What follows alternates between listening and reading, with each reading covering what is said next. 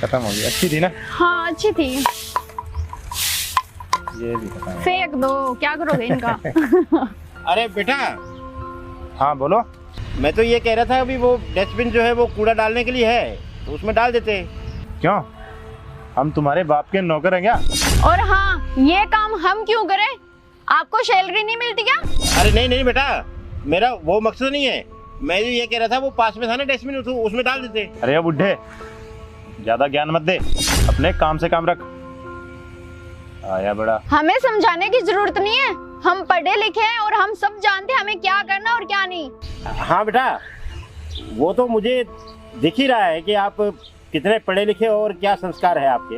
अरे ओ बुड्ढे, अब तू हमें बताएगा कि हमारे संस्कार क्या है। ज्यादा गांधी जी बनने की कोशिश मत कर, अपने काम से काम रख। अपनी औकात देखी है? तू किससे बात कर रहा है? 2 कौड़ी का नौकर।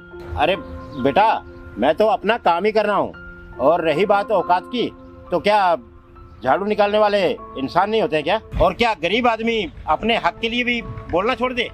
और बेटा, मैंने आपको डस्टबिन में ये कचरा डालने के लिए तो बोला था। कौन सा हक, किसका हक? ये तेरा काम है, करना पड़ेगा। और ये सब करके हमारे ऊपर कोई एहसान नहीं कर रहा है तू। और हाँ, गरीब आदमी बोल ही सकता है, बोलने के अलावा उसके पास और होता है क्या है? अरे बेटा, तुम ये क्या बात कर रहे हो? अरे मैं तुम्हारी बाप की उम्र का हूँ, कम से कम उम्र का तो लिहाज करो। अरे ओ, उम्र का लिहाज ही कर रहा था अब तक। अगर तेरी जगह कोई और होता तो कब का कान के नीचे लगा देता। और हाँ, मेरे पापा यहाँ के एमसी है। ये जो 2 वक्त की आप रोटी खाते हो ना, ये उनकी बदौलत है। अगर आप अपनी खैरियत चाहते हो ना, तो चुपचाप अपना काम करो। हमारे साथ ये बहसबाजी करने की कोई जरूरत नहीं है। अगर नौकरी प्यारी है तो चुपचाप अपना काम करो, वरना अभी के अभी इस नौकरी से निकलवा देंगे। अरे नहीं नहीं नहीं बेटा, ऐसा काम मत करना। अगर आपने मेरे को नौकरी से निकलवा दिया तो मेरे बच्चे क्या खाएंगे? मैं आपसे माफ़ी मांगता हूँ, आगे से ऐसा नहीं होगा। चलो ठीक है, अगर आज के बाद ऐसा हुआ तो नौकरी से हाथ धो बैठोगे। नहीं नहीं बेटा, ऐसा कुछ नहीं होगा। चलो बेबी, सुबह सुबह दिमाग खराब कर दिया।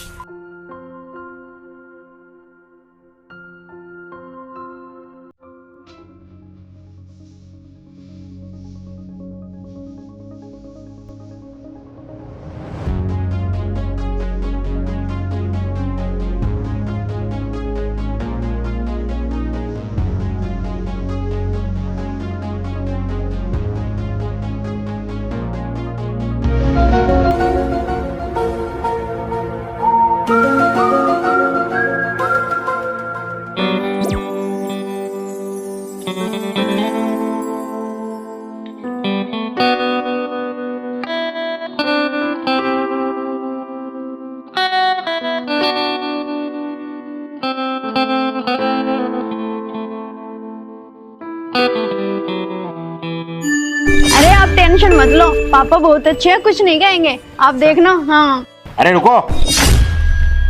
नमस्ते पापा जी। पापा जी, मैं आपको बताने ही वाली थी, फिर मैंने सोचा क्यों ना आपको हम सरप्राइज ही दे दें। सरप्राइज? अरे बेटा, तू कहीं मेरे साथ मजाक तो नहीं कर रही है? नहीं पापा जी, मैं मजाक नहीं कर रही हूँ। हम दोनों एक दूसरे को 3 साल से जानते हैं और आज हमने शादी करवा ली।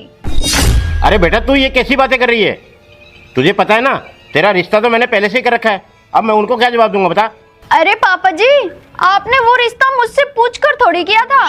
आप मुझसे पूछते कि तू किसी से प्यार करती है या नहीं, तो मैं आपको सब कुछ बताती, लेकिन आपने तो मुझसे कुछ पूछा ही नहीं। बिना पूछे ही मेरा रिश्ता तय कर दिया। अच्छा, तो अब तू इतनी बड़ी हो गई कि मैं कोई भी काम करूं तो पहले मैं तुझसे पूछूं? पापा जी, मैं सभी कामों के लिए नहीं कह रही हूँ, ये तो मेरी पर्सनल लाइफ है, अपने फैसले मैं खुद ले सकती हूँ। आपके कहने से हर किसी से थोड़ी शादी करवा लूंगी मैं। हाँ पापा जी, हम लोग अनजान थोड़ी हैं, साथ पढ़े हैं और पिछले 3 साल से एक दूसरे को जानते हैं, इसलिए हम लोगों ने शादी कर ली। इसमें बुरी बात क्या है? तुम तो चुप ही रहो। मैं मेरी बेटी से बात कर रहा हूँ ना। बेटा, मुझे ये बताओ, जो मैंने रिश्ता देख रखा था उसमें क्या कमी थी? अरे लड़का अच्छी भली सरकारी नौकरी कर रहा है, अच्छे खानदान से है, उस घर में कमी क्या है मेरे को ये बता। है अच्छी जायदाद है, जमीन है, नौकर चाकर है, बंगला है, और तूने इसमें ऐसा क्या देखा जो इसके साथ मेरे बगैर पूछे शादी कर ली? पापा, मैं इनसे प्यार करती हूँ। हाँ पापा जी, क्या हुआ, मेरे पास दौलत नहीं है, गाड़ी नहीं है, अच्छा घर नहीं है। पापा जी, मैं गरीब जरूर हूँ, लेकिन आपकी बेटी को हमेशा खुश रखूंगा। और पापा, क्या गरीब से प्यार नहीं किया जाता? वो इंसान नहीं होते? चलो ठीक है बेटा, अगर तुम दोनों खुश हो तो मुझे कोई प्रॉब्लम नहीं है। लेकिन बेटा, तूने इसको बता तो दिया होगा ना कि भी हमारे पास अब कुछ नहीं बचा है, क्योंकि पिछले दिनों जब फैक्ट्री में आग लगी थी ना, तो हमारा सब कुछ नष्ट हो गया था। अभी कुछ नहीं है हमारे पास। क्या सब खत्म हो गया? तूने मुझे पहले क्यों नहीं बताया? अरे क्या हुआ, आप ऐसे क्यों रिएक्ट कर रहे हो? हाँ सही तो बोल रहा हूँ, इतने बड़े धोखे में रखा, ऊपर से बोलती है प्यार करती हूँ। मुझे अब तुम्हारे साथ एक पल भी नहीं रहना है। अरे सुनो तो सही, विकी रुको।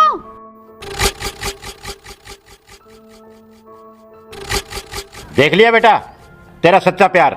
अरे इसे कहते हैं दौलत से प्यार। तुम तो ये सोच लेते हो कि हम तो अब 18 से प्लस हो गए, अब हम तो खुद के फैसले खुद ही ले सकते हैं। लेकिन बेटा, माँ बाप जो होते हैं ना, वो कभी भी अपने बच्चों का बुरा नहीं चाहते। इसलिए बेटा, कोई भी फैसला लेने से पहले बड़े बुजुर्गों से पूछ लेना चाहिए। जो होता है वो अच्छे के लिए होता है बेटा। अब उसको भूल जा और चल अंदर।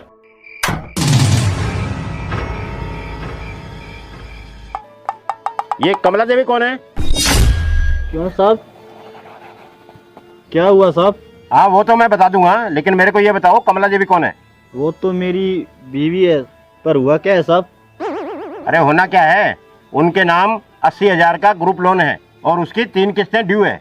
क्या 80,000 का लोन? हाँ। पर साहब, हमने तो कोई लोन लिया ही नहीं था। हाँ साहब, हमने कोई लोन नहीं लिया। आपको जरूर कुछ गलतफहमी हुई है। गलतफहमी?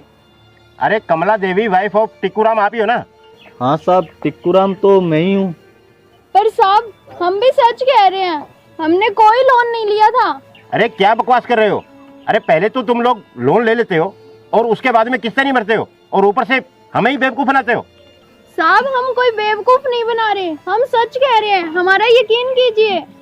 अच्छा चलो मान लिया आपने लोन नहीं लिया, लेकिन ये 3 किस्तें जो है ये किसने पे की है फिर? साहब, आप क्या बोल रहे हो, हमें कुछ समझ नहीं आ रहा। हमने ना ही कोई लोन लिया है और ना ही कोई पेमेंट पे की हमने।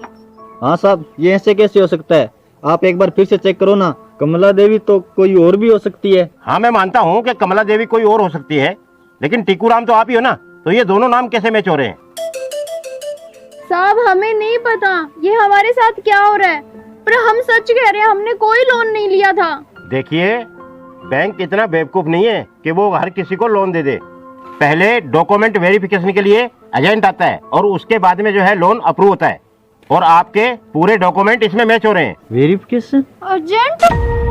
देखिए, आपकी वाइफ के नाम से आपके मकानों के लिए अप्रूवल मिल गया है। आप एक काम करिए, अंगूठा लगा दीजिए। हाँ जी, लगा दो। यहाँ? हाँ यही।